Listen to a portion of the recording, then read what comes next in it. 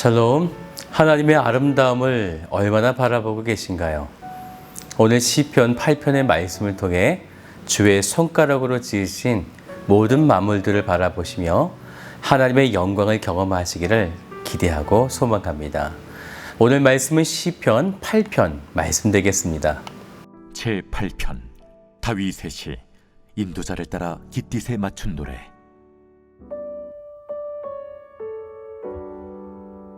여호와 우리 주여, 주의 이름이 온 땅에 어찌 그리 아름다운지요. 주의 영광이 하늘을 덮었나이다. 주의 대적으로 말미암아 어린아이들과 젖먹이들의 입으로 권능을 세우시며 이는 원수들과 보복자들을 잠잠하게 하려 하심이니이다. 주의 손가락으로 만드신 주의 하늘과 주께서 베풀어 두신 달과 별들을 내가 보오니 사람이 무엇이기에 주께서 그를 생각하시며 인자가 무엇이기에 주께서 그를 돌보시나이까. 그를 하나님보다 조금 못하게 하시고 영화와 존귀로 관을 씌우셨나이다. 주의 손으로 만드신 것을 다스리게 하시고 만물을 그의 발 아래 두셨으니 곧 모든 소와 양과 들짐승이며 공중의 새와 바다의 물고기와 바닷길에 다니는 것이니이다. 여호와 우리 주여, 주의 이름이 온 땅에 어찌 그리 아름다운지요. 시편 8편은 하나님의 창조 사역과 비천한 인간을 만물 중에서 존귀케 하신 하나님의 은혜를 찬양하는 시인데요. 성도들에게 가장 많이 사용받는 시 중에 하나가 되어집니다. 먼저 1절을 같이 볼까요? 여호와 우리 주여, 주의 이름이 온 땅에 어찌 그리 아름다운지요. 주의 영광이 하늘을 덮었나이다. 하나님의 이름을 부를 때 먼저 여호와, 그리고 주여, 또 주의 이름이, 그리고 주의 영광이, 이렇게 한 소절에만 하나님을 4번이나 부르고 있습니다. 여호와의 의미는 구원을 주시는 언약의 이름인데요. 그 하나님이 우리 주여, 여기서 우리 주는 히브리어로 아도네누라고 하는데요. 이것은 통치자, 주권자를 의미하고 있습니다. 즉, 우리를 구원하시는 여호와 하나님이 우리를 통치하시고 다스리시는 주권자가 되신다라는 것이죠.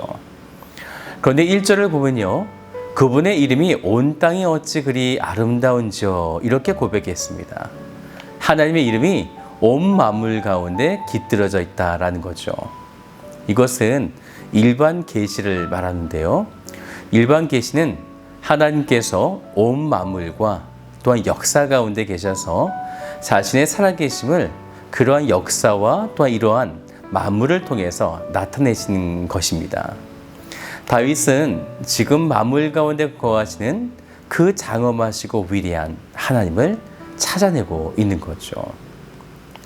그런데 다윗은 여기서 그치지 않고 주의 영광이 하늘을 덮을 정도로 또 위대하심을 발견하고 있는 것입니다. 사실 이것은 매우 쉽지 않은 것이죠. 비가 올 때, 하늘에 구름이 많을 때, 또한 들짐승들을 보고 시냇가를 보고 하늘의 달과 별들을 바라보면서 그곳에서 하나님을 발견한다는 것은 일상의 삶에서 늘 하나님을 향한 깊은 묵상이 있었기 때문에 이러한 것이 가능한 것입니다. 오늘 우리도 매일 큐티를 하고 있는데요. 큐티에서 중요한 것은 자칫 말씀을 듣는 것에만 치중해서 스스로 하나님을 발견하려는 이런 시도를 하지 않는다라는 것입니다. 큐티를 하실 때 하나님의 말씀을 묵상하고 듣고 또 오늘 여러분들이 그 하나님을 찾으려고 많이 노력하셨으면 좋겠습니다. 이제 그 위대하신 하나님이 온 세상을 어떻게 다스린지를 보여주시는데요. 2절을 같이 볼까요? 주의 대적으로 말미암아 어린 아이들과 젖먹이들의 입으로 권능을 세우시며 이는 원수들과 보복자들을 잠잠하게 하려 하심이니이다. 두 부류가 나오죠. 주의 대적과 어린 아이들과 젖먹이들이요. 주의 대적, 주의 대적이기에 하나님의 통치와 다스림을 받지 않는 자들인데, 그런데 그 대적 앞에 하나님은 거대한 장수와 싸움을 잘하는 용맹한 군사를 세운 것이 아니라 어린 아이들과 젖먹이를 세우셨다라는 것입니다. 이렇게 하신 이유는 이 일로 원수들과 보복자들을 잠잠하게 하시기 위함인데요. 우리가 잘 알고 있는 다윗이 골리앗과의 싸움을 지금 이렇게 연상시키면 되겠습니다. 곧 약할 때 강함 되시는 그 하나님의 능력을 보여주시기 위함입니다. 그러면 하나님의 능력의 힘이 도대체 얼마나 크시기에 이런 일들을 벌이시는가? 3절을 보세요. 주의 손가락으로 만드신 주의 하늘과 주께서 베풀어 두신 달과 별들을 내가 보오니. 손의 일부인 손가락은 하나님의 창조의 권능을 상징적으로 표현하고 있는 것인데요. 하나님이 얼마나 위대하신지를 지금 보여주고 있는 것입니다. 그렇기에 주의 대적이 얼마나 연약한가. 그 역시 하나님의 창조물인데 그 창조물이 하나님을 대적하고 있으니까요. 그런데 3절의 말씀을 보면 그런 달과 별들을 내가 보니 라고 이렇게 말씀하죠. 보니의 시에는 미완료예요. 다윗은 이전에도 그리고 지금도 계속 그 위대하신 하나님을 보니 바라보고 있다라는 것입니다. 그렇게 계속해서 바라보다 보니, 즉 묵상하다 보니 어느 날 하나님의 엄청난 은총을 깨닫게 되면서 그렇게 감사와 감격에 복받쳐서 이렇게 하나님의 영광스러움을 찬양하고 있는 것입니다. 오늘 우리도 이런 감격스러움이 복받쳐 올랐으면 좋겠습니다. 이렇게나 위대하신 하나님이 작고 작은 사람을 사랑하시고 은혜를 베푸셨다라는 것입니다. 4절을 같이 볼까요? 사람이 무엇이기에 주께서 그를 생각하시며 인자가 무엇이기에 주께서 그를 돌보시나이까. 여기서 돌보시나이까는요, 하나님이 자신의 높고 높으신 신분을 낮추셔서 미천한 인간을 직접 돌보신다라는 것입니다. 이 표현이 미완료로 되어 있는데요. 이것은 장차 예수 그리스도가 이 땅에 오시는 성육신의 사건을 보여주고 있는 것이죠. 하나님이 낮고 낮은 이 땅에 오셔서 당신의 백성들을 직접 돌보시겠다라는 것입니다. 그러면 이 사람의 위치는 도대체 어디인가? 5절을 같이 보죠.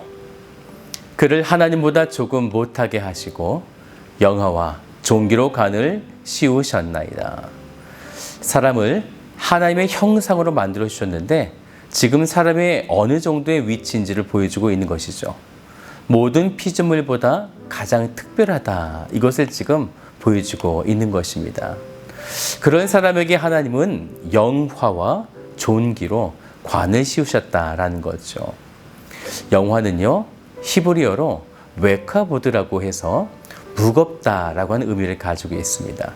존귀는 히브리어로 오베아다르라고 해서 커지다, 영화롭게 하다라는 거죠. 무겁고 커지고 영화롭게 하나님께서 만드신다라는 것이죠. 그리고 하나님은 이제 그 사람에게 그렇게 영화롭게 무겁게 만드신 이후에 이 땅을 다스리도록 대리통치자로 세우시게 되는 것입니다.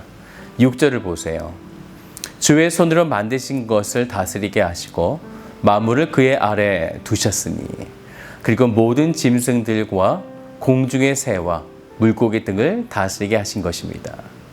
이제 하나님의 이러한 은혜를 바라보며 처음 고백하였던 것을 다윗이 다시 고백하게 되어지는데 9절을 볼까요? 여호와 우리 주여, 주의 이름이 온 땅에 어찌 그리 아름다운지요. 오늘 우리에게 동일한 은혜를 주신 그 위대하신 하나님을 바라보며 다윗과 같은 고백을 하시는 복된 오늘 하루가 되시기를 주님의 이름으로 축복합니다.